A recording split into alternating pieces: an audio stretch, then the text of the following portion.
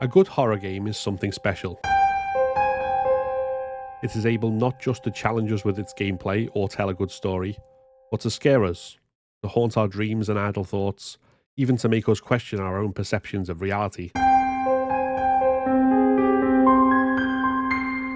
In this podcast, we meet the developers of both existing popular horror titles and hotly anticipated upcoming ones to discuss how they do it, what inspires them, and all things spooky and unnerving. Welcome to Talking Terror, the official podcast of the Horror Game Awards.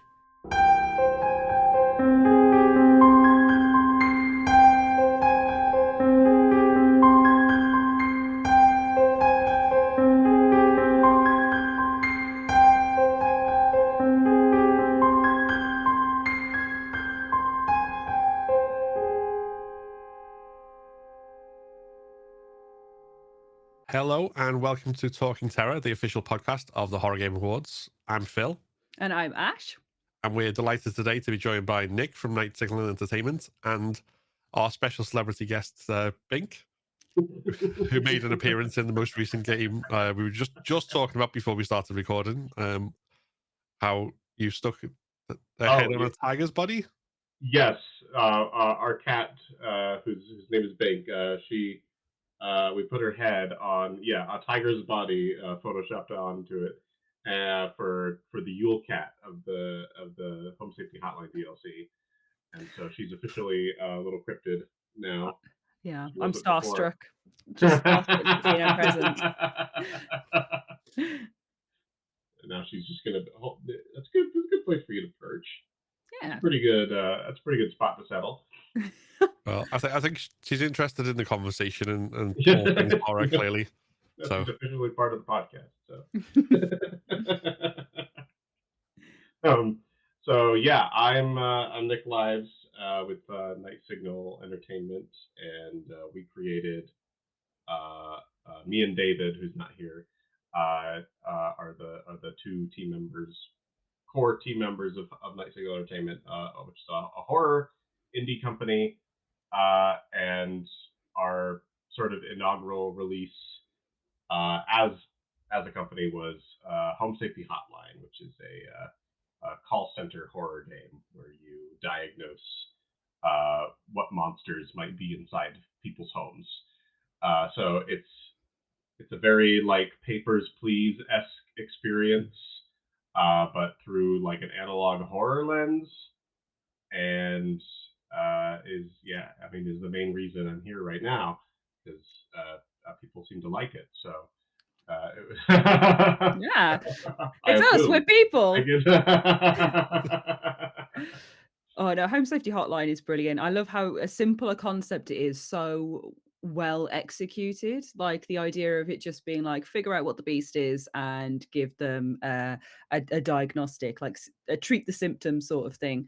It's really cool. What drew you to putting it into kind of the 90s universe, the analog horror lens of doing it that way? Yeah, because originally it was just like document in my I have like this pitch folder of just random game ideas, and it lived in there as 1-800-Bestiary for a while, which was just like more classically like Dungeons and Dragons themed kind of medieval world, and but I didn't really think I could sell it. Like I thought maybe it was like a little too niche, a little too generic in some ways, just in terms of like the world it's set in and stuff like that.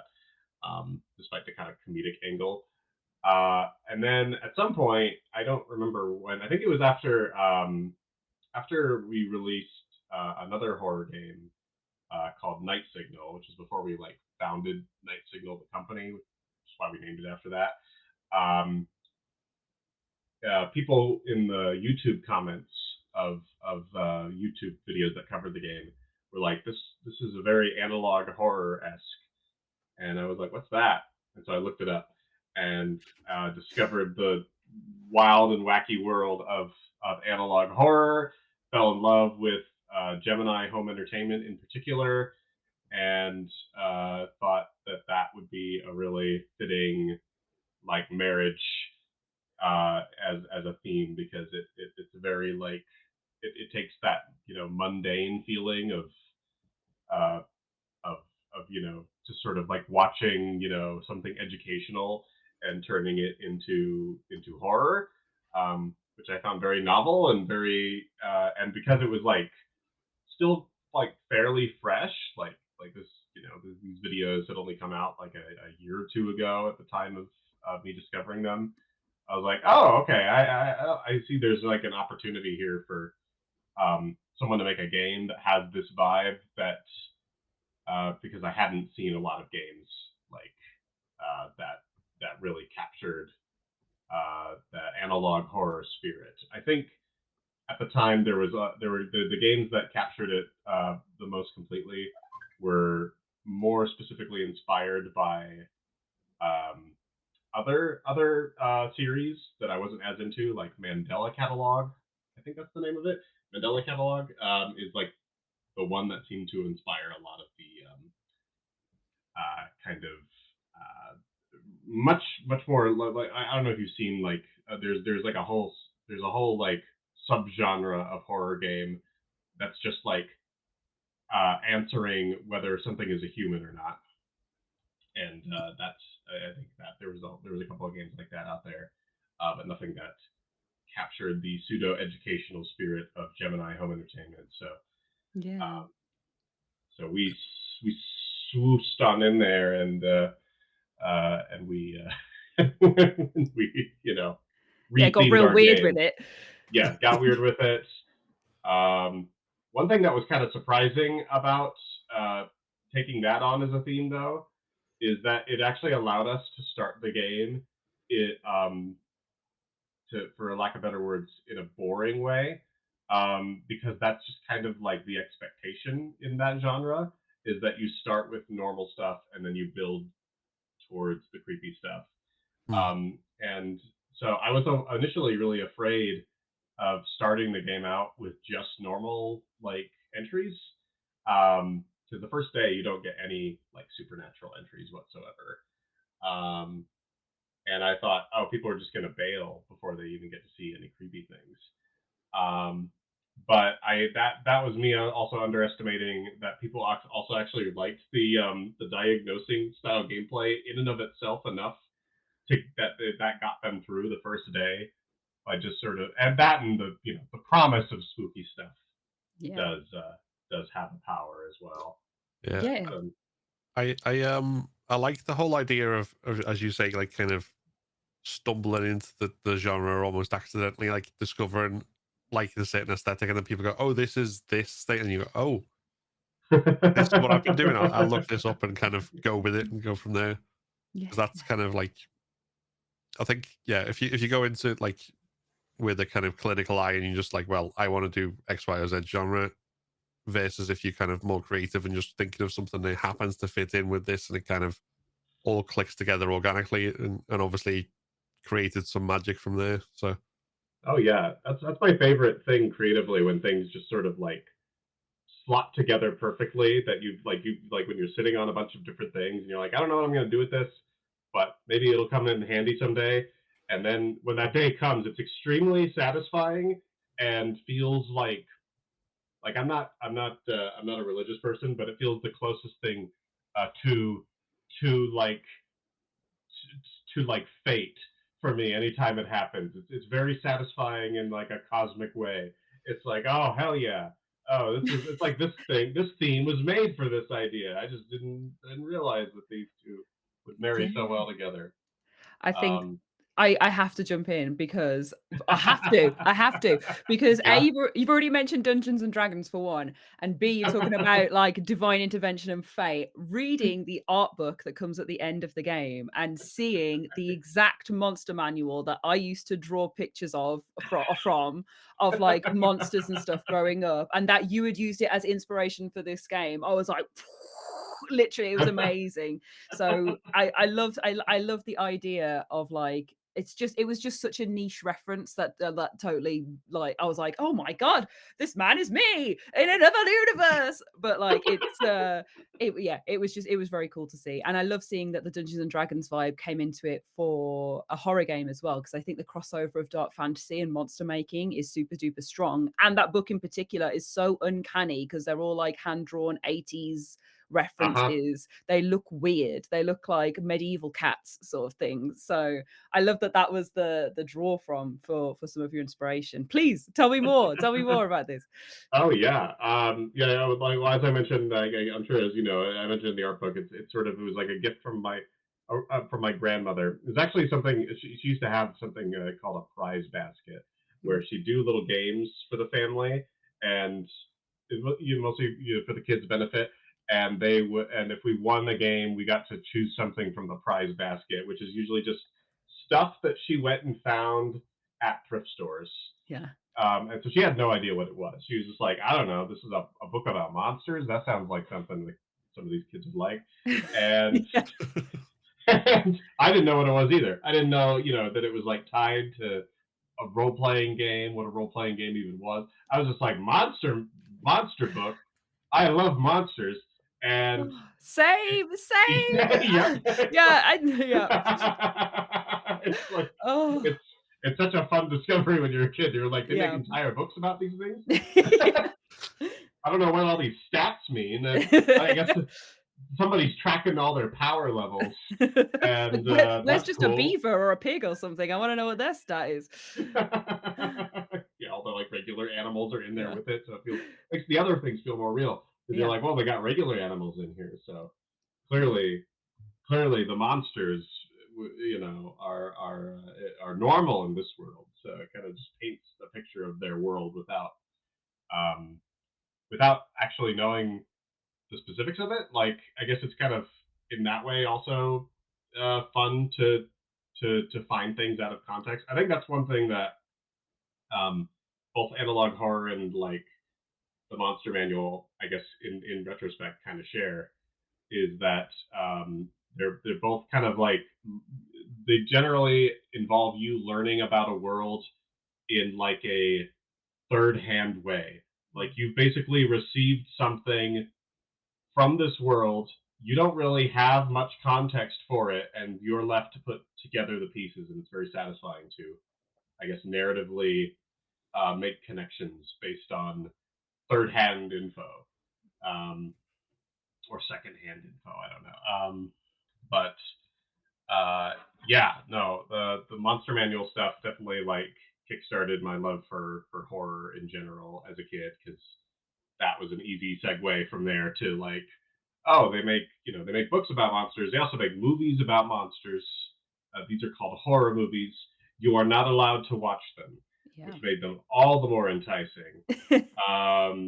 But thankfully, Goosebumps was there Yeah. to just give me an onboard, that my parents would be like, oh yeah, okay, they make that for kids, sure, yeah, you can watch Yeah. Goosebumps, you can play Goose, or you can I feel like that's like almost a universal of like kids of a certain age who were into the stuff that we're into. It's like, oh, Goosebumps. Like there's I think I don't even know how many of those, because R.L. Stein obviously churned out hundreds of those books, and it like just devoured every single one, and then like obviously Mhm. gateway drug into like the hardest stuff. Oh Yeah. yeah, they were like the sole reason I got so excited about those book fairs at schools. They would have these little. I don't know if you guys ever had them at your schools, but they would do these like basically just like big book sales, that they would just hype up for the kids. Like, that was just like, they'd be like, yeah, get ready for the book fair. You're gonna come in, you're gonna buy a bunch of books on sale, you're gonna bring your parents, and Mm. they're gonna whip out their credit cards, and it's gonna be fun for the whole family. And Yeah, I don't know ours was why. probably more like pocket change than credit cards. Like the like get one of them secondhand for 50 pence or something. But um yeah, having that Oh little yeah. like chunk, like because they were only like this like that thin in terms of like Oh the yeah, book, yeah. The but then kids' book, yeah, they were always extremely. um but then it was also one of those things you kind of like stay up like half the night under the covers reading when you're supposed to have been in bed, and like, oh no, I am asleep, honest, and Yeah. torture. Oh, it was Cry the Cat for me. That was the second Goosebumps book. Again, being in a cat obsessive, seeing a spooky cat on the front of a book, I was like, "Oh my god!" I only ever ended up reading like The Golden Compass / Northern Lights because the second one had a cat on the front. So like, I feel like I've been introduced You to just so many stick to that things in one. my So life. I'm gonna get the cat one. Yeah, yeah. I read The Subtle Knife first because I was like, "Wow, there's a cat on this one. I must be interested in what this is." So it all comes back around. Home Safety Hotline. I was like, "There's a cat in this one. Let's go." Oh, no, but I think capturing that sense of kind of half understanding something, whether as a child reading kind of the like a random entry in the Goosebumps series and it maybe being a bit overwhelming, or reading a monster manual that you don't understand because the pictures are cool, or then like later in life looking at something like the SCP files and kind of reading about something without ever having the full information on what it is, and creepypastas and short form horror stories that people put out on the internet, and then people who make their own mythology around things like Slenderman, for example, where everybody can get involved and kind of create this thing. I think a real strength of Home Safety Hotline is that it has that flavor, but with all of your like magic and ideas and interpretations of it. So, are there any like cryptids or monsters that are particularly your favorite or that you really wanted to make sure you included? I like all of them, obviously, for the, Yeah, the you're obvious contractually obligated reason to. that, for the obvious reason that, yeah, yeah, I wrote them all, but I'm particularly fond of one monster that I wrote entirely as a joke, Yeah. that I love to emphasize the joke when I can, because I feel like it gets missed sometimes. I'll see people read it and they'll be like, "Oh, that's creepy," and I'm like, "Oh, if you thought that was creepy, I failed, because I'm trying to just throw in this goofy, stupid thing at you."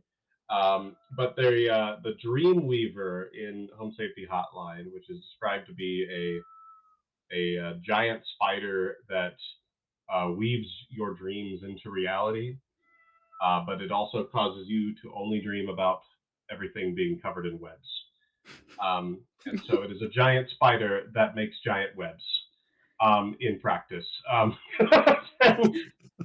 I don't. I mean, this is this is No, the clearly way you're saying it's like dumb, but I get what you mean. Like it's like that's it's it. it's a spider, Like you know? I find this very amusing, and I have to point out my failed joke, anytime I'm being interviewed, because I think I'm mad that more people have missed it, and I want to make sure they get it. It's a big spider, and it just makes big webs, and that's kind of it. Oh my god. Well, I was definitely one of the people who was scared by it, thinking about it. I think it's just the concept of a Yeah, giant yeah. spider. The web Giant thing, spiders. it could be funny and scary. A big web on me, It I can. would not like. So This is true. Yeah, And you did pick a spider, which obviously is something that, like, even if it's like that fits in the palm of your hand, or I think especially if it fits in the palm of your hand, that's probably worse for some people. Like, yeah. um, talking about things like, you know, if you go back to arachnophobia or something, like, having it like crawl out people Mm, like out the nose and stuff like that, like tiny ones. So yeah, that was probably people were guaranteed to be scared, but like yeah. no matter how funny you made it, because it's a spider. I think. That's true. That's What we're true. It saying is. is it's on you. It's on you. It's on me. It shouldn't have been a giant spider. If you wanted the people to laugh at it, they're not even going to read it. It's a giant spider. They don't want to look at it. My wife, is extremely terrified of not giant spiders. She's extremely terrified of spiders, to Yeah. the point where like she can't even like look at like a picture of one. And so, she was she was like, "You've done so good at not adding any spiders, and then you had to add one." Yeah. And yeah, yeah, yeah. There's that. We gotta hit all of our spooky beats, and it also hits a pest beat. So it's too perfect for this game. But that's why we added the phobia toggles. Actually, was Yeah. um, because my wife, it actually, stops her from being able to play some games that she would otherwise enjoy. Like, she's really big into fantasy, um, and every fantasy game at some point decides giant spider is just going to be a casual like enemy that they're just going to toss at you, Mm. and it'll be like she'll be like playing World of Warcraft or something, and it'll be like, okay, all right, now I'm stuck. I can't move. I can't progress because I have to do the giant spider quest. Like this is what we're doing now, and it's just gonna be full of giant spiders. Yeah. Yeah. I think Yeah. it's definitely good having like those things like the toggles and stuff, because I mean, I know when it gets talked about in kind of casual conversation, a lot of people don't necessarily understand it because they go like, "Oh, well, it's horror. Aren't you supposed to be scared?" And it's like, yeah, It's but like it's just being scared in a fun way, scared. not scared in a way that like completely prevents me from enjoying this experience. Like if I'm want to be terrified by, I don't know, like monsters that with knives for hands or whatever, don't throw in like the fear that in real life would make me completely, unable to move and like, I Yeah, like that's like nobody watches a horror movie to be actually like paralyzed in their, you know what I mean? Like to just be mm, once your actual fight or flight gets triggered, you're out of there. Like you don't actually want to. You don't want scared. You want fun scared for a horror thing. So it's like I don't know. It's like if there was something that made me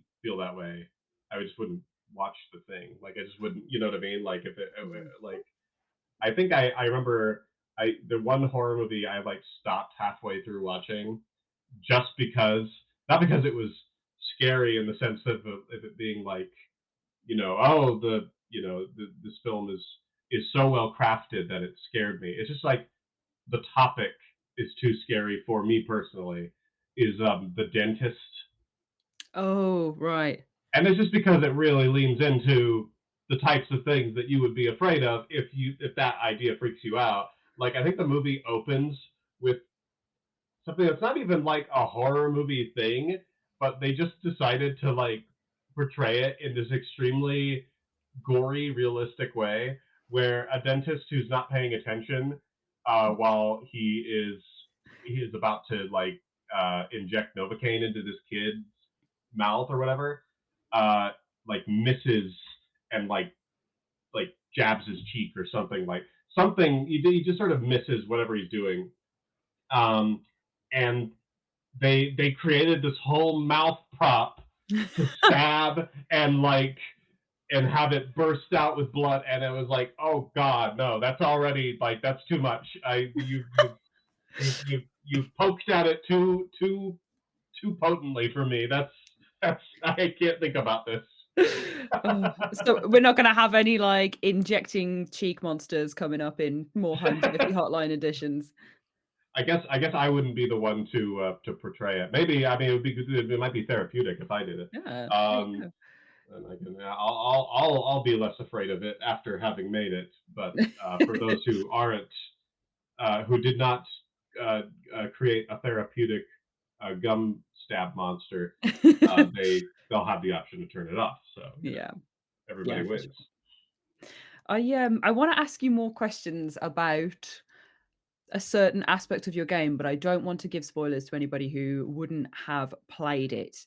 I guess kind of roundaboutly to entice people if they were interested in playing Home Safety Hotline and haven't played it. There is a framing narrative, I think is probably the best way to say it, that kind of ties into the stuff around your calls. And was that always part of the plan, or was it going to be like straight up gameplay, or did you want to kind of tell a little bit of the Oh, story? yeah. So the framing narrative. If it is what I think you're talking about, like the emails that you get on the side, Yeah. or And okay, basically, once in you the complete videos. the game, you get a very special weird video that kind of doesn't fit in. Yeah. Yes, yeah.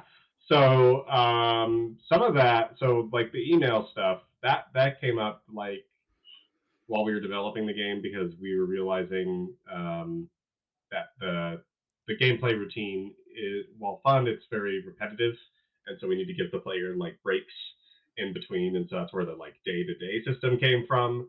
And since we're giving you a break, we just need to have give you something to look at on your desktop, maybe like before you start work. That's just gives you something more narrative that isn't super time consuming to make. So that's where the emails came from. And so just uh, having the need to create some side story stuff and some B plots kind of just naturally emerged from what do we put in your inbox. Yeah. But as far as the extremely bizarre ending that you get if you complete the game, that went. I think we went back and forth on that for a little while. I came up with like a list of endings, and that's the one that just sort of tickled me the most Mm. because I think I had recently rewatched Troll, Yes. which, if anyone has seen Troll, it has the most amazing sequence in it that kind of comes out of nowhere, where all these all these all these little creatures in this apartment building start singing, and that was just too perfect. Troll fits the same kind of vibe we're going for as far as like Fey influenced, fantasy influenced horror. So it seemed like a fitting homage, and yeah, I found the idea of it very funny. That this is just sort of how things are run here. Because I think people are expecting like a scary ending, and I think a lot of the scary ending tropes are very overdone now. And so to give you a satisfying ending in a horror game, I think it's better to try to subvert the expected like. I think the two like super expected endings of a horror game are you die or you have some revelation about you your it was all in your head, you're the villain's you all along, something for the psychological horror stuff. And we're just trying to avoid the tropey stuff, so it's like that was one way to do it. um Yeah, for sure. No, I love it. I like how the more we talk about this game, it's just you putting as many in jokes as you can to make yourself laugh. Like, yeah, if I that's think it's funny, true. it's going in. Which I love it that it's kind of like the secret comedy game on the side. I do think the end is like I don't not outright scary, like you say. It's not like a haunting ending, but it is eerie and it does serve a lot of like specific genre horror goodness in the way that it's unsettling and a little bit out there. So I love Yeah. a weird horror moment, and I feel like that was it's weird enough to make you go, oh my god, I need to play it again and like look at everything in more detail and figure out if there's any more references here, there, and everywhere. So that's Yes. really fun. Yep. And I think that's the thing is that I think it's scary if you it maintains a little bit of creepiness if you're Yeah. like if you put yourself in the character's shoes. If you Yeah. genuinely put yourself in the character's shoes, then yes, as weird as this is, it would be it would be a very unsettling and strange Yeah. to learn that this is who you're working with and this is how they operate. Mm. It's sort of like it's maybe like slightly like Lovecraftian in the sense of like you get a peek under the hood of something, and you understand less now that you've gotten a peek under the hood than you did before you peeked under the hood. Like, like Yeah. I understand less about how this world works now. Like, Yeah. if this is normal to them. Yeah. Um, Yeah. I mean, to be honest, you probably could have made it scarier if the big reveal had been like it's just a normal real life call center, and that's Yeah. like Uh-oh. far worse than anything to do with monsters or anything else. Oh man. that Does that was the. Oh, sorry. oh Go ahead. no, please carry on. Sorry, I'm doing all the talking. It's for you. Oh, no, all good. Just having a conversation. No, I was gonna say you mentioned that, and I guess it's mild spoilers for the DLC. So I won't like actively spoil the ending, but I'll say that now that was the reverse thinking for the ending of the DLC. Yeah. Was now people are expecting a supernatural ending, and so now we will give them the mundane ending. Yeah. Um, Now it is actually a mundane event in the form of a Christmas party at an office. Yeah. You have to earn it, you have to earn it. It's very, it's close call. Does this kind of peeking under the hood, as you say, and kind of Lovecraftian influence, does that make you hungry to kind of make more specific, games or additions to Home Safety Hotline that's gonna tie into the lore and expand on it? Or, have, like, different do you wanna theme things? You know what I mean? Like, have, like, certain Oh sections? yeah. Oh, I know. I'm big on theming. Yeah. I really like. Yeah, I like something that has like one specific cohesive identity. Mm. Um, and Home Safety Hotline is thankfully it's very like I guess we've created something that's uh, got a lot of avenues that you could go down with it. So there's lots of opportunities to do stuff for like sequels and things. And so we have like I think no less than like 4 documents of different like possible HSH related projects. We're not doing any more DLC just because I think with the console release and everything, that kind of like bundled it all together in a nice package with Mhm. the DLC that we do have. And I think it's going to be like diminishing returns as far as um, making our money back when we if we keep making just DLC. So it'd probably be more like a sequel or Mhm. something that that would expand on it some more, um, which we've been thinking about more and stuff, and are kind of fiddling with on the side as we're working on our other projects. Cool. Um, but they will regardless they all have some pretty they all have some pretty strong I would say distinct themes. Like there's opportunity to do things uh like the great outdoors and things like that, Yeah. which has its own vibe. For sure. Ooh, I'm excited. I'm excited to see more from the world of Home Safety Hotline specifically, but from Night Signal in general. Can you tell us any more about the other projects that you're working on? Yeah. So uh the most like impending one, I don't know how else to phrase that. The most Don't make it sound as recent one, spooky as possible. It's most looming. impending. Um I don't know, the one that's like closest, I guess, Yeah. is Forbidden Solitaire, which is a 90s FMV inspired horror game uh, fused with solitaire that we are making in collaboration with another developer that's been in the business for like 20 years now. This a two-person husband wife studio called Gray Alien Games, based in the UK. And if you've probably heard of some of their stuff, they because they've just been making like they've been making stuff in this genre for so long. They've just been kind of synonymous with solitaire at this point. Um, so they made the Regency Solitaire series. They made a game called Shadow Hand. They made, which is also a solitaire game. A game called Ancient Enemy, which is a solitaire game. So these are some of their titles that they've done over the years. But I followed their work for a while, and we reached out to them to see if they wanted to like do the solitaire part of the solitaire game that we wanted to make. Um, and the basic pitch for it is that you found this strange old 90s uh, solitaire game called Forbidden Solitaire at a thrift store, and you take it home to play it. They have vague memories about there being a controversy around it when it came out, and it was banned in a couple of countries. Um, and so the game is set in technically set in 2019 with you in kind of a home safety hotline vein. You're experiencing it through your OS again. So you're experiencing it through like a Windows 10 OS, and you boot up this 90s game through an emulator or whatever.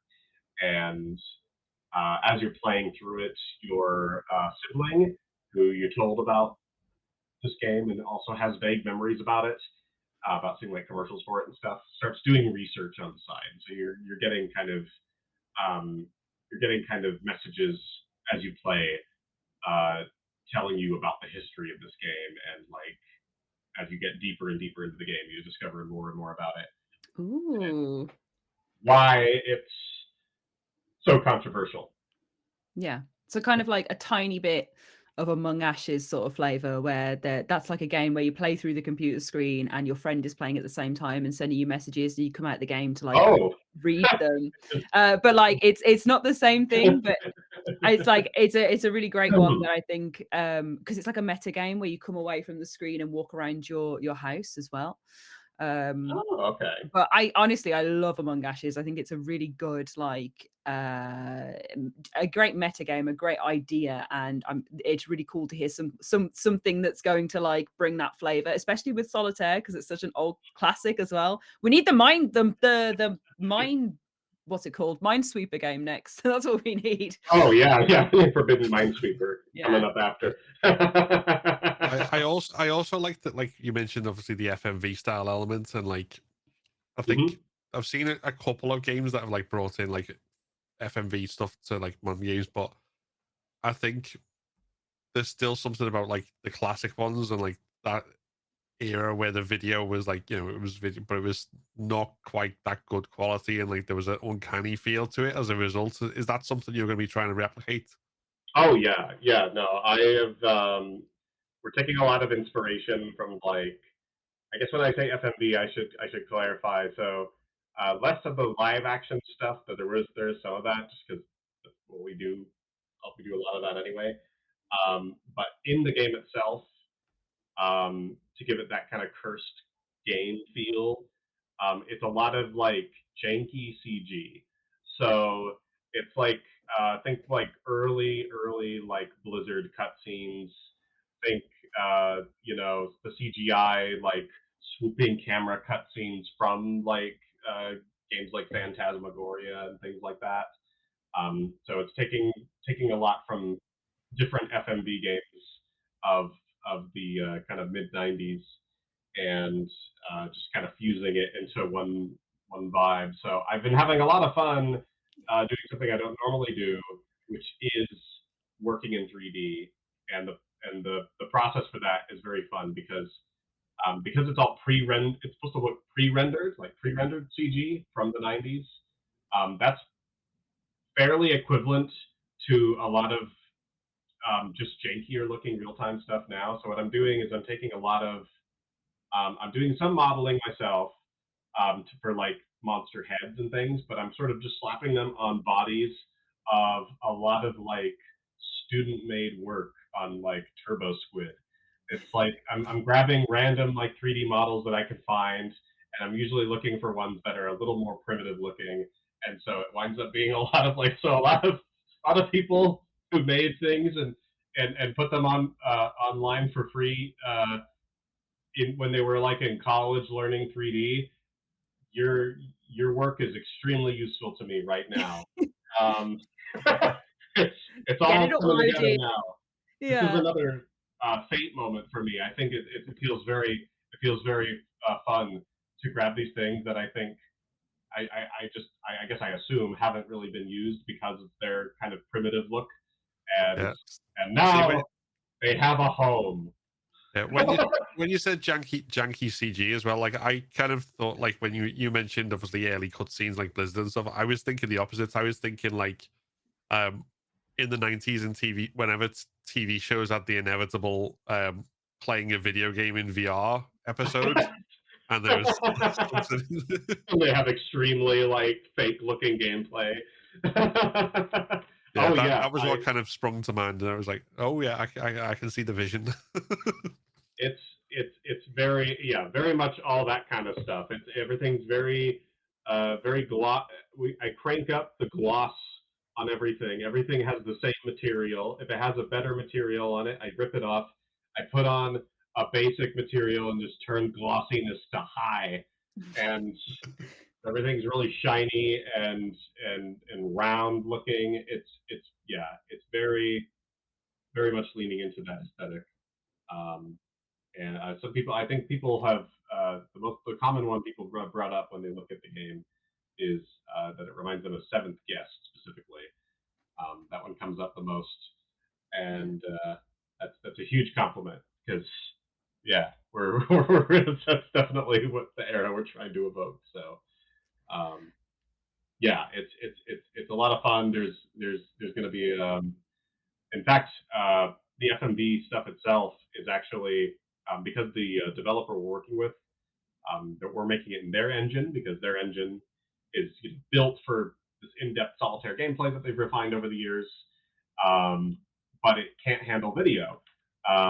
So they've never done video in their engine before, and so they're kind of adding it in manually. Um, and so, but given the fact that it is supposed to be a '90s FMV game, they are using old techniques to read video into their engine. So it's like we actually have some pretty hard limitations on like how long the videos can be, how big the file can be, etc. Which is just forcing us right down the like same kind of pipeline as old FMV games. Like we actually have to care about like compressing the size enough to make it fit into this game. And so it's like, yeah, it's gonna look really compressed. It's gonna look really small, and it's yeah. So we just are kind of organically finding ourselves in the same pipeline. It's great. Oh, I love how kind of the trying to replicate old tech requires basically using old tech to make it all like happen together. At least it makes it feel super authentic in it, like you say. If it's doing the Mhm. same way that it would have been in the past, it's the authentic vibe. Do you kind of feel more drawn to the nostalgic looking games like with Gemini Home Entertainment in Home Safety Hotline and this kind of FMV old school smooth seventh guest vibe for Forbidden Solitaire? Is that the kind of thing you're drawn to, the older gameplay styles, as in art styles? Yeah, I think it's partially just like a shortcut to a creepy atmosphere for me. Yeah. I mean, I guess it's always been the case, right? That older things are creepier because they're like foggy memories of the past, and they feel more distant and they feel more ephemeral, I guess. And so they tend to drum up um, like pre-existing creepy memories that people might have. Like I was really creeped out as a kid when I would like try playing Mist, Mm. even though that wasn't even supposed to be a scary game because I don't know, something about the graphics really creeped me out. Like it's very liminal. It's very like lonely, um, and uh, and there's this other game that stuck with me forever. That's from the '90s that has made its way now. All have made its way into two of our games because it inspired Night Signal pretty directly. It's a game called The Dark Eye Okay. from '96, I believe, and it is that one was a stop motion CG hybrid horror game that is a retelling of Edgar Allan Poe stories. Oh, And okay.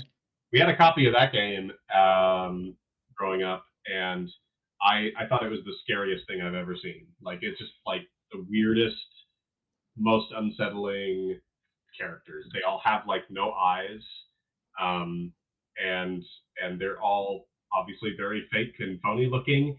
And I don't know. It's just a weird, freaky puppet show on my Yeah. computer that I'm forbidden from playing. Um, like, all these things add up, and it's all these memories. I don't know.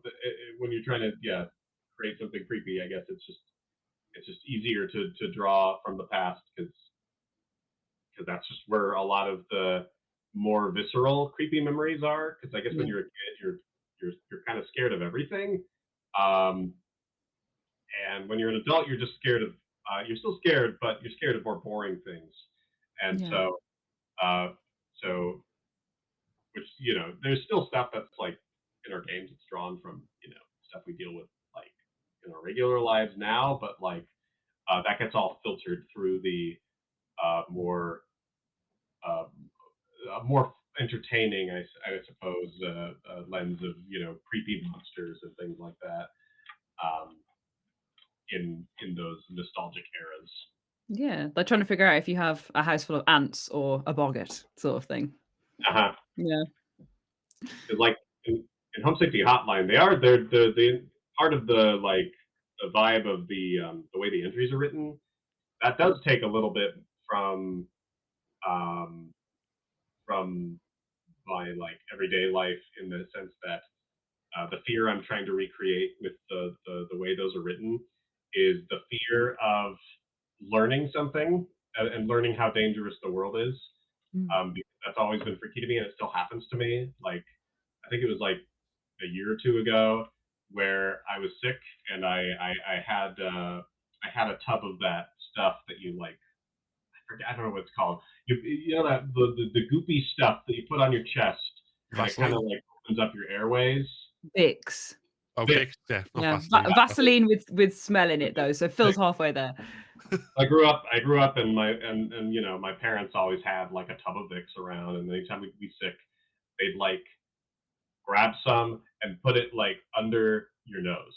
Mm. Mm. And I was like, it says to put it on your chest. It doesn't say to put it under your nose. Why is that? And I like read the label for it because I just like I think I just instinctively put it under my nose because that's what Mm. my parents always did. And as it starts opening up, and I'm like, it says put it on your chest. Why does it say that? I mean, like it's clearly this is closer to where Yeah. it's going to go. So why wouldn't I put it there? And I read the little label. It's like this microscopic text, you know, and it says something like warning, you know, never put it near your nose or your mouth. And I'm like, whoa, that's more than like a suggestion. That's like a warning. Why? And I look it up, and it's like, oh yeah, if it got into your nasal passage and you breathed it in and it went into your lungs, you would asphyxiate and die. Like, however this chemical works, it would kill you if any of it got breathed in to your system. And that just like that that was so scary to me in that moment. And I had it on my nose, and I like instantly started wiping it off and like blowing my nose, and I was like, oh god, I'm gonna die from Vicks. Vicks Yeah. is gonna I kill me. I'm sure so like what you said about the wiping on the nose, like that doesn't sound like a alien like that sounds like something that I'm sure like a lot of parents have done and like because I remember the rubbing on your chest, but I'm sure that's happened as well. So Oh yeah, yeah, I the thing is like genuinely that's kind of horrifying. Yeah. it is. It's yeah. Knowledge is horrifying. It's like why would they allow me to have this dangerous material that will kill me if I put it near the thing that it's affecting? Like it's just a standard thing a lot of people deal with. I have the same kind of like weird, scared revelation the first time I learned about like not mixing bleach and ammonia, just because they're like you just people always keep them with each other, and they're just both cleaning things. Like I just it's not hard for me to believe that you know you could be cleaning a toilet with like bleach or whatever, which you're not supposed to do because there's ammonia in urine, and so if there's residue of urine in the toilet and you're cleaning it with bleach, you're already doing the bad thing. You're already creating just a tiny bit of mustard gas. Um, but yeah, I don't know. The fact that you can accidentally create a war crime in your home is a very disturbing. Yeah, I I think mean, it's I do that in probably the more of bathroom without the bleach and ammonia, so yeah. I think it's yeah. as we all have cats. I think it's probably more of a risk if we have like if you ever like had to like really clean out the litter tray like after Oh using bleach. yeah, right. That would be mustard gas said because it's bad enough sometimes if they've just peed a lot and it's just like oh Yeah. Mhm. Yeah. Yeah, they do stink. Agreed. I've read so Oh. many horror stories of people just doing exactly that. Like I'm cleaning my cat's litter box with my 409 that I just have laying around. It has bleach in it because I don't know. It's cleaning shit. Like I just grab my cleaning shit and I start spraying, right? And and they like almost like pass out or something. You know what I mean? Like it's like these people who are just doing normal everyday things and they don't realize how dangerous just like everyday things are. So yeah, that's all. That's kind of like a lot of that did inspire like how Home Safety Hotline is written and how and why a lot of the entries are like um, easy to avoid if you do some basic maintenance thing um, like oh you know you won't get bed teeth as long as you wash your sheets regularly. Yeah. Like everybody knows that. Otherwise, your bed will try to eat you. Yeah.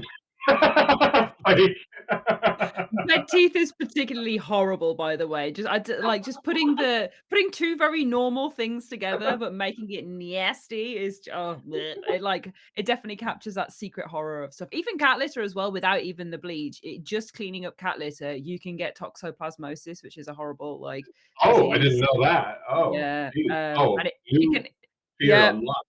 you can have a little Google of toxoplasmosis, and also it can lead to severe depression as well, dealing with cat litter and cat gunk. So, Oh my god. because of something it does like within your It body. kind So, it's kind of making me think now that like the cat's like cuteness is like a mechanism to lure in their prey, and then we yeah, take care of them, kill ourselves doing it, and then they've yeah. got a free meal to. A corpse, delicious. Oh my god. Oh my lordy. Yeah. See, every day it's something new. It's some Yeah. new bullshit that gets unlocked Yeah. in your once you learn it. Now you have cursed knowledge. Um, Oh. It's part of the beauty of being a horror fan, I think, is that almost all of us are neurotic and anxious in some way, and watching it play out on screen or through a game basically solidifies those fears in the right way. It's like, well, because I'm so worried about this, and I can it like obviously had something to worry about because XYZ is happening. Like Final Destination, being like worried about going to getting a piercing. I know is the new one in in Bloodlines in the trailers, but like getting laser eye surgery and having loads of like absolute like panic attacks about what's going to happen in there, even though most of the time it's fine. It's always that 1% that it could go wrong that horror plays with, which makes it 10 times more effective. And it works very well when you're already an anxious person writing stuff for anxious people, I think, mhm. or at least a It very can aware person. be very therapeutic though. It's like I tend I Final Destination is like one of my like comfort films that I Yeah. like to watch. That series and it's very strange to my wife because it's like, why would you want to like why would you want to ignite all these random fears about everyday life? I guess it's like, well, it's like, yeah, it makes you feel less alone and Mm. having those fears. You're like, everybody has these fears. Look, they're all in the movie, and people love these movies. They all relate to them, Yeah. and the ridiculous nature in which they play out in Final Destination is unlike how they would probably play out in reality. So it feels like there's some distance there as well that makes it Yeah. more fantastical and fun and entertaining. Yeah.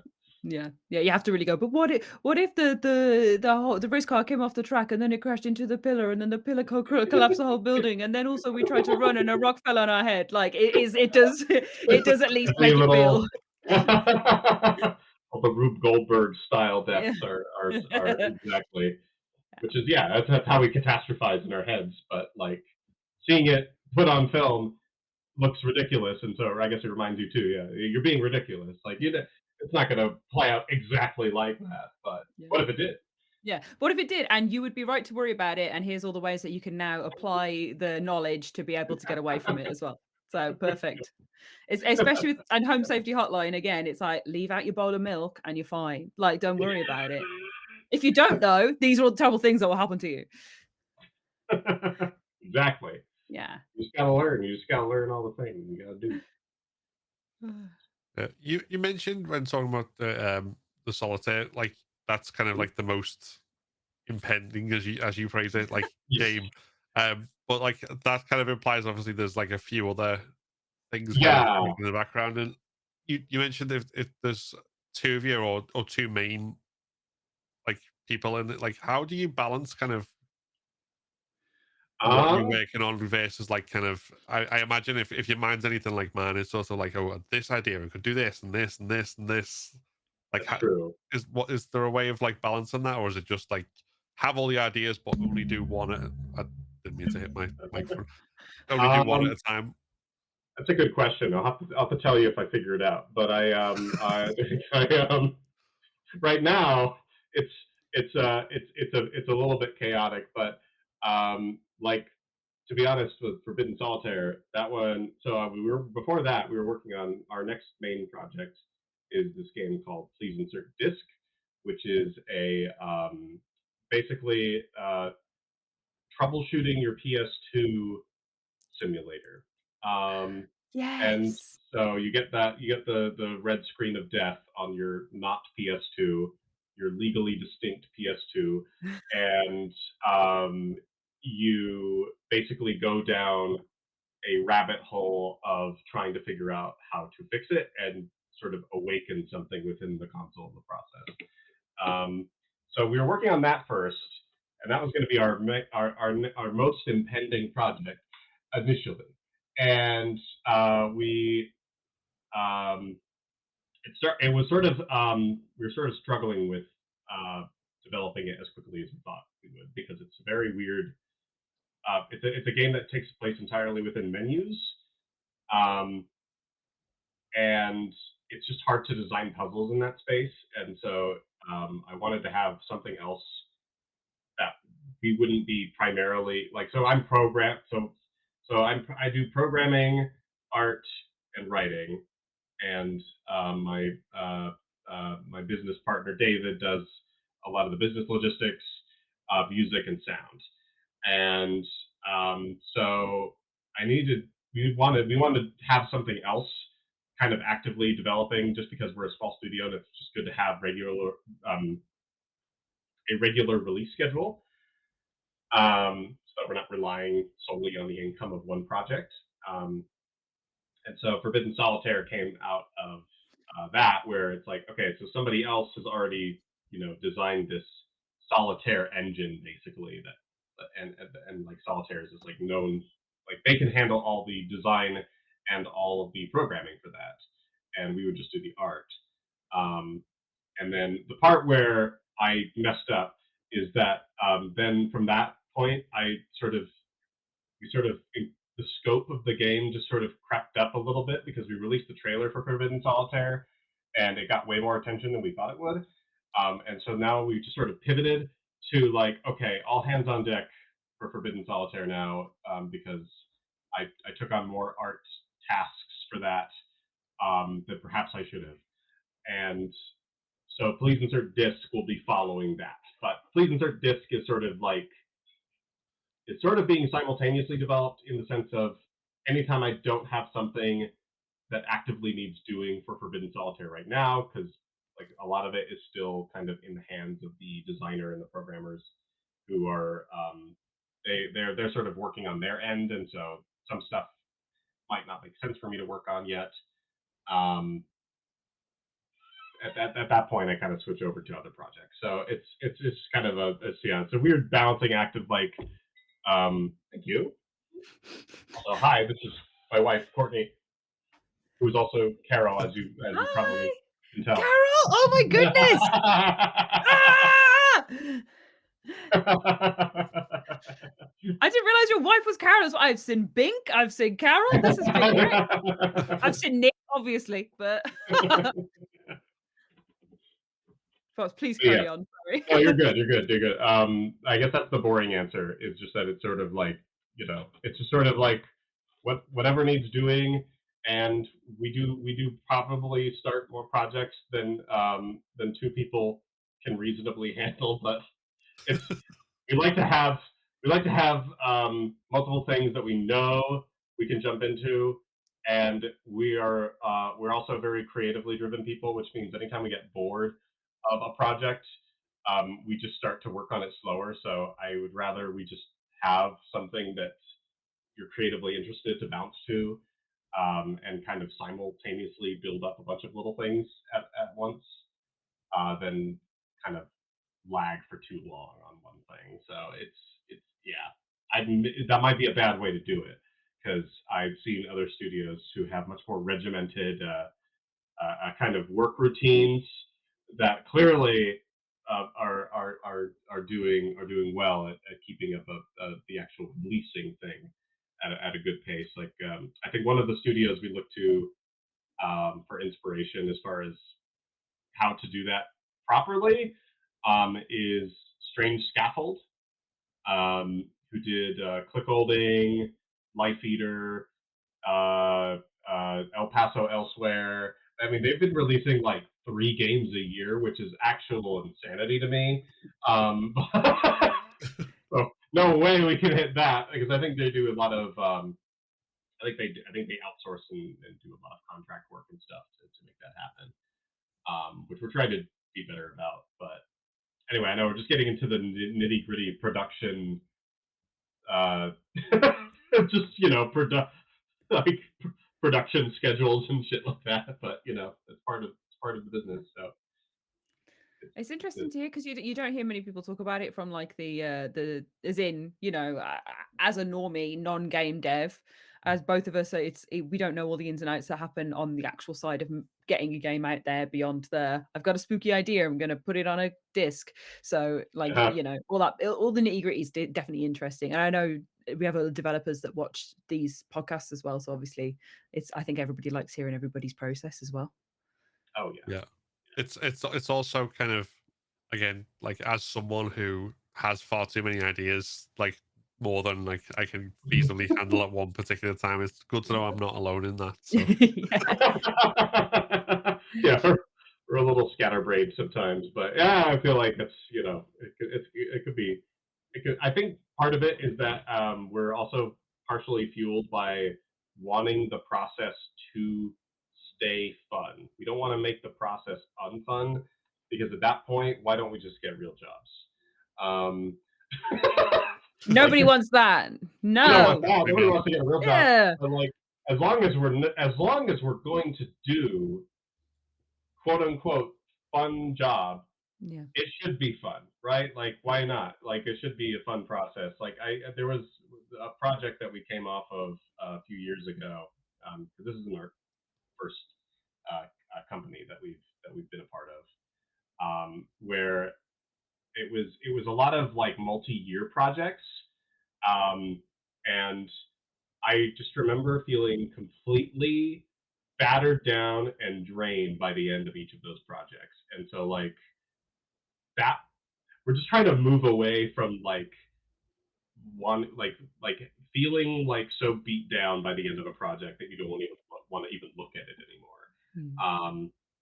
Which is thankfully I think one of the reasons why I have not had like um, what has been a more standard reaction to releasing like Home Safety Hotline. Normally, if we released a game, I would be like, wow, great, it's out. Don't want to look at it, and I don't want to even think about doing a sequel or more stuff for it right now. Um, and that just hasn't been the case because it only took us like a year to make. So it's just much more healthy, I think, Yeah. to for small studios to make small games. Like it just kind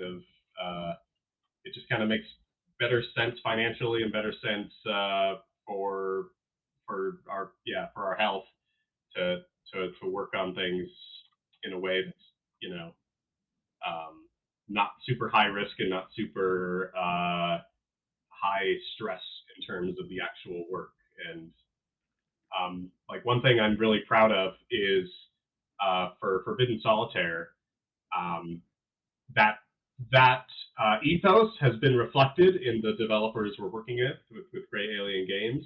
After we released the trailer and it got a lot of attention, I remember Helen, one of the developers over there at Gray Alien Games, mentioned in our little group Discord, said, I am very happy this is getting a lot of attention. Let's all remember to keep having fun while we make Yeah. this.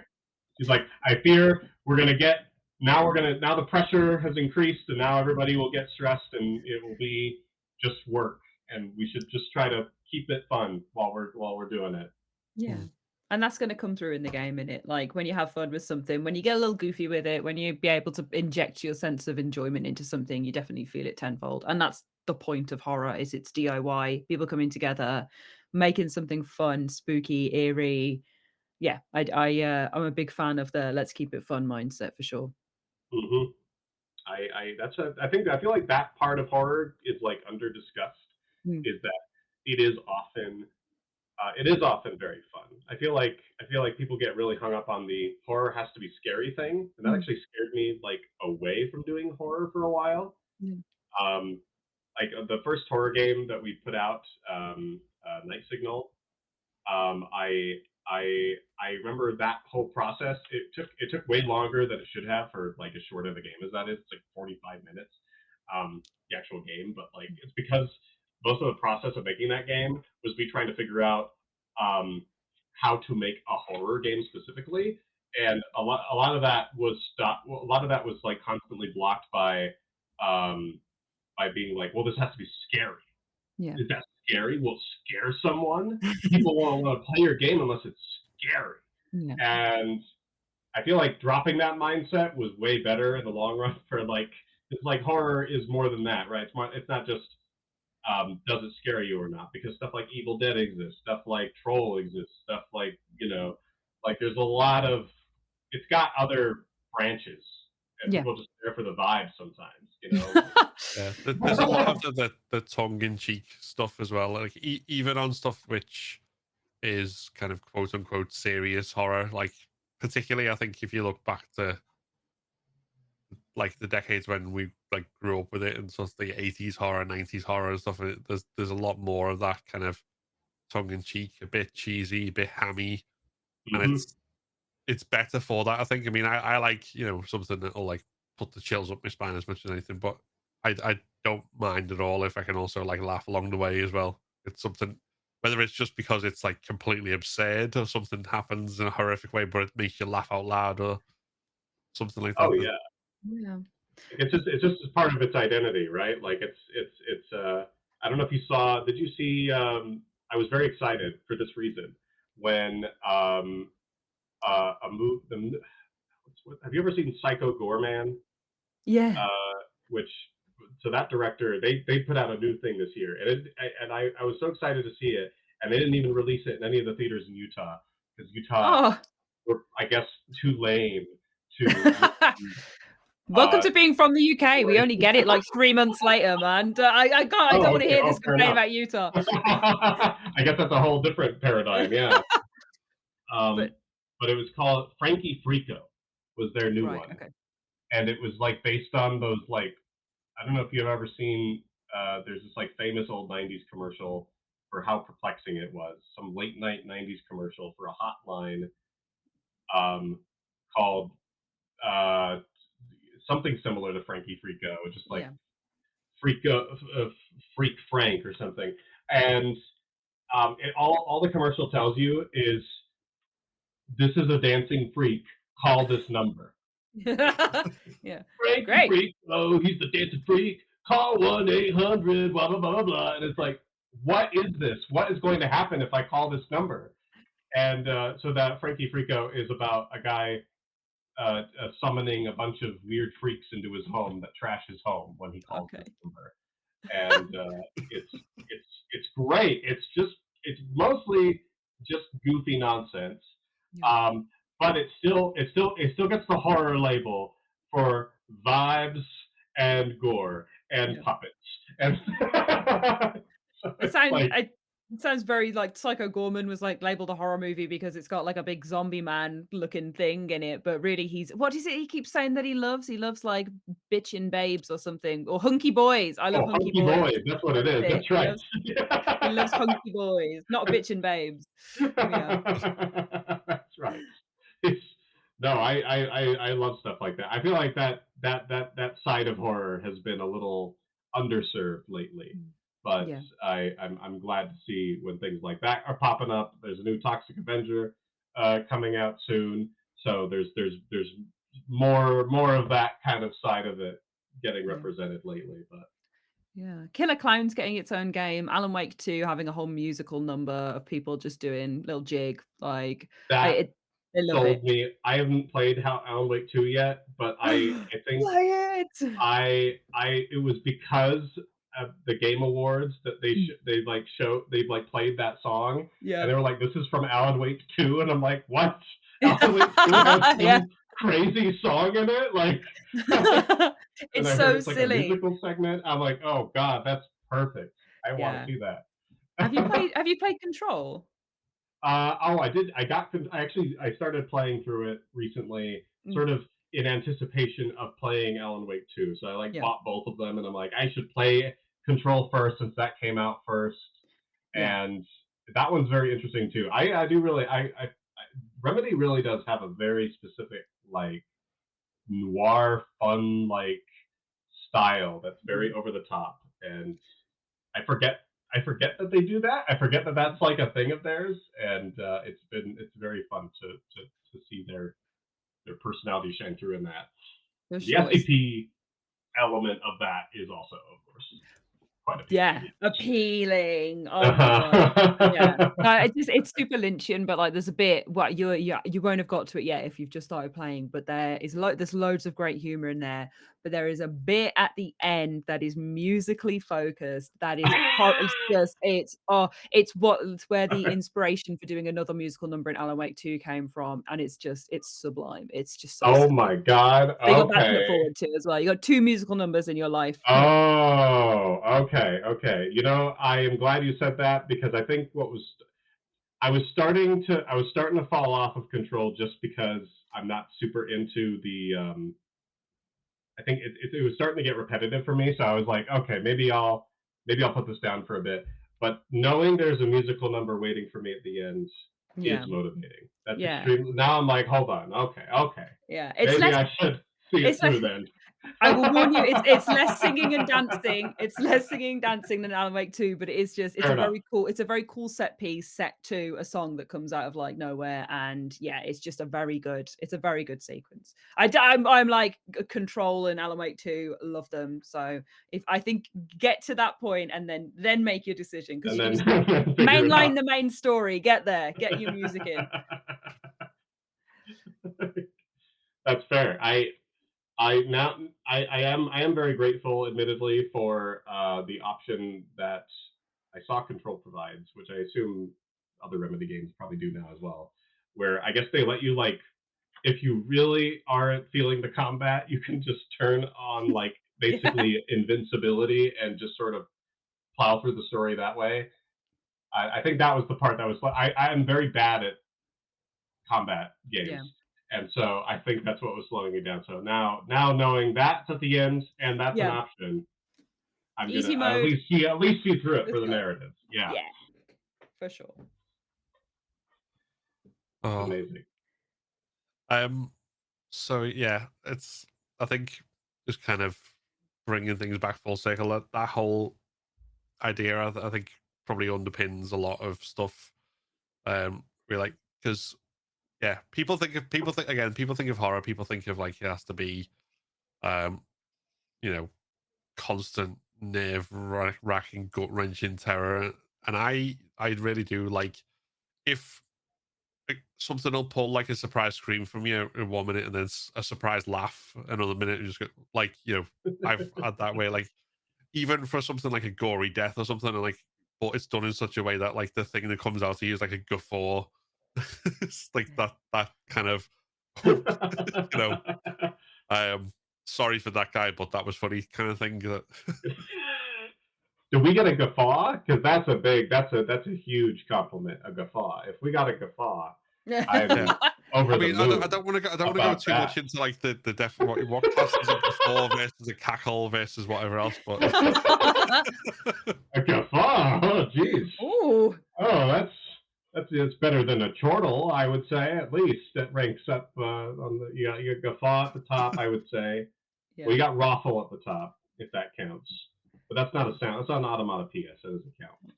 It's, But there's a in The Great British Bake Off. I don't know if you're a fan, but there's a baking series called The Great oh, British Bake Off. very much. Yeah?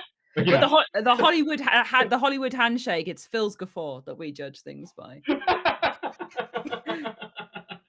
That's the seal of approval. Exactly. Same difference. If we got a Phil Guffaw, Yeah, that's that's the dream right there. yeah. That's what you yeah. want. That's the best. I'm going to stop distracting myself with like trying to define different types of laughter. That's a whole other I'm thinking thing. about all the different laugh sounds. Yeah.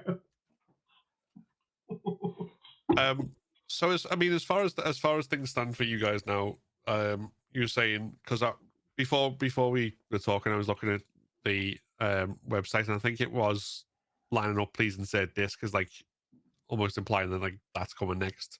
or it Oh is yeah, going I to gotta be update the the website actually. yeah.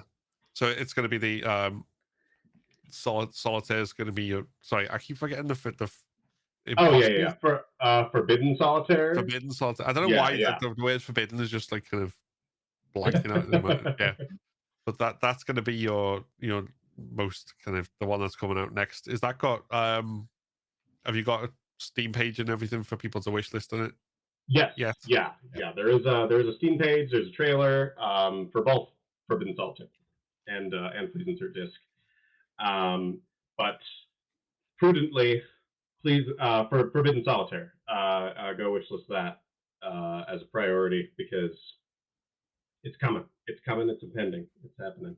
It's impending. I love the ominousness of it. Yeah, it's impending, and we can't wait. I can't wait to see all those like terrible CG, hyper compressed videos that go alongside it. I think if you like games from that era, or if you just like solitaire, you will genuinely like it will hopefully will be hitting nines on both because I think one advantage of us doing this co-developer thing is that everybody's purely working on their strengths, not having to spend any time programming on my end means I'm spending way more time on the art side, and they're just purely focused, honed in on the design and then stuff. And they're coming up with a really fun combat system for the game because all Combat the in solitaire? What's yeah going on there? yeah. So the I guess I didn't really get into the story of like the game within the game, but the game within the game is a dark fantasy dungeon that you are traversing through, and so you use solitaire as like your verb for everything that you do in that dungeon. So anytime you need to search the dungeon, anytime you need to fight a zombie or whatever, it's all through combat, or it's all through solitaire. Um, and so there's a whole in-depth combat system being developed that's all based in the solitaire gameplay, and and then also involving a kind of vaguely Balatro-inspired Joker cards that you use to kind of supplement whatever you're doing. Yeah, any sort of card game in a post Balatro world is I was yeah, I'm glad that it's happening. I'm so interested in combat solitaire, like using solitaire as a stand-in for smashing up goblins. So color me intrigued. I'm excited. Oh yeah, I think they got a what do you call it? They got a what is it called when you're not nominated, but you're like one step below nominated, which is like Like like a shortlisted? mention, honorable mention. Yeah. I think yes, they got an honorable mention award, I think, from IGF for their last solitaire game that had combat as well. And so Oh, they're nice. looking to sort of improve on the things that they learned from there. So maybe this time, Yeah. nomination time is going to happen Woo! for Forbidden Solitaire. We'll see. Hell yeah. Yeah. Well, I mean, at this point, obviously, Home Safety Hotline was not got nominations for Horror Game of the Year and for Best Independent Horror at the Horror Game Awards. Yes, which The, many the thanks only for the that. only award show that you really need to care about. Correct. So there's always plenty of potential there as well. Oh yeah. Um, Oh well. I mean, here's hoping. I mean, thanks again, of course, for the nominations for those. That was amazing to be recognized in that way. I'm sure. I don't know if you guys have seen. We did actually. We made a. I think we because there was not an official, at least that I could find. If you guys have an official one, then I'll use that instead. But I think we went and made a horror themed award banner to display our nomination on Home Safety Hotline store page Oh, for the Horror Game Awards. I made it out of nails because I thought that would be fitting. that's so The cool. little nail banner. yeah, yeah, I love that. we do have them. I don't. They I think we sent them out to everyone. I'm not 100% sure kind of Oh, how okay. that, Whoops. because honestly, the amount of games that like came out and got nominated, and the amount of fantastic games, that whole period of making all the graphics and doing all that is like a blur somewhere in the back of my head, that kind of where I didn't really sleep and spend too many hours at the computer doing things. But I yeah, like the if nail one. Hey, there we go. It takes Phil gets to sleep for one, and it's a unique then, one. So yeah, I then mean, we'll. honestly, the fact that the people are willing to go, I'm so proud of this that I'm going to make my own wreath. It's like that's just like that's fantastic. That's Oh absolutely like yeah. It's delightful. I feel like nothing would sell me on a game more than to see something from the horror game awards on the thing, because I'm like, that's I mean that's just the mindset I'm in when I'm shopping for horror. I'm like, I want to see. I don't care what normies thought about this. I care what horror people thought about this. yeah. Yeah, because we are our own breeders when it comes to that. It's true. It's um, very true. yeah. Sorry, I'm just yeah. I do really appreciate the fact that you just like you that meant enough that you made the wreath. I'm tempted to steal it. Oh yeah, by all means, I can send you the file. By all means, yeah. If it looks up to snuff, yeah. I just I actually I'll be honest. Actually, I think I made like 3 different versions before I settled on the nails, because I wanted it to look I wanted it to look like, I wanted to look professional enough on our little store page. So I kept, I think I did skulls at first, and then they just didn't read very well from like afar. So then I was like, okay, well, all right, hold on, the nails will work. The nails will work. I can do it with nails. It's the full DIY experience, putting nails in there as well. Yeah. Yeah, but I mean, I will like as well as getting to chat with developers like yourself and talk about all things about not only the games that have come out, but also what's coming in the future, and just all things horror and this kind of stream of consciousness. Like we covered everything from uh Goosebumps to Troll, and everything in between. We also obviously want to encourage people to support the games, especially the games that are not like the big AAA releases with the big, marketing budget, the ones that people might not have heard of as much. So we will be including links in here, like encourage people, anyone who's not played it yet, to check out Home Safety Hotline and buy it, obviously. Um, where's that up to, by the way, in terms of, because obviously it came out on Steam, but with the console releases, is that already out or is that Yeah, forthcoming? yeah. So all the console versions of Home Safety Hotline are out now, and they all come with the DLC. So it's the full package, and it's on pretty much all the consoles that people are probably playing on right now. So it's on Switch, on Xbox. Hold on, Xbox Series X Yeah. slash S, and PlayStation 4/5. Yeah. So it's all across the board, thanks to our publishing partner, Puppet Combo, for that. So I didn't realize you guys were published by Puppet Combo. Oh my god. Things keep happening that are just amazing. That's such a that fun. was I actually very fun. originally played it. No, I did know you were published by Puppet Combo, but since seeing all the Night Signal stuff, it had been erased from my mind. I played it on PS5 originally because the Puppet Combo publishing, and I thought, oh, this is interesting. Oh, okay, So okay. that was a good crossover, and then since has introduced me into all of the other stuff. But yeah, big vouch for the PS5 version. That's what I played it on. Oh, that's great. Okay. Yeah. Yeah. Oh, yeah. No, that's. I mean, that's it. Then obviously the console ports are doing their job. That's how you discovered it. Yeah. Yeah. I'm very glad. It's very exciting. It's very cool to have Yeah. it on so many platforms now. Yeah. It I came not recommended by other people as well. Like when it first came out, they were like, this looks up your street. So like that it reached a pool of people that were like, they're like crossing dots of horror stuff. So Yeah, yeah, it's big good.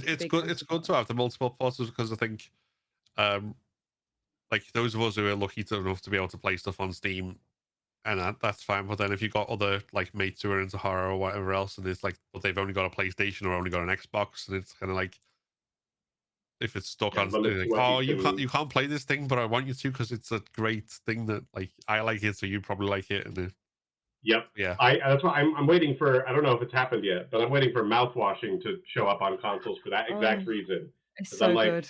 Yeah, you mouthwash. I need to. There's friends I need to have them play mouthwashing, and they only yeah. play games on consoles. I'm like, okay, wait. I know it'll happen. Wait, Yeah. wait for it to yeah, come out. It'll happen. Oh, it's because it's one of those that like even my like, and I'm just using myself as an anecdote, but even my laptop, which can't really multitask very well, did manage to handle it. So if they want to, if they really are interested, it is steamable. But I do think the console one, oh, and getting trophies in it, I would love it to That take would be. responsibility as a platinum. Give it me.